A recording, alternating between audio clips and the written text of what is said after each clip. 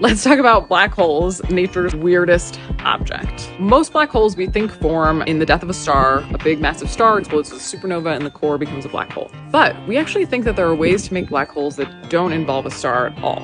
There's two types. I'm going to talk about one. Back in the early universe, there was just hydrogen, there was a little bit of helium. And if the conditions were right, that hydrogen would start to collapse and condense, and that's what formed the first stars. But under some conditions, we think that you can create the possibility of what's called a direct collapse black hole, where you basically skip the star step, or you create a very briefly lived supermassive star, and in the process of becoming a star, it actually just becomes a black hole. So the star is like almost incidental.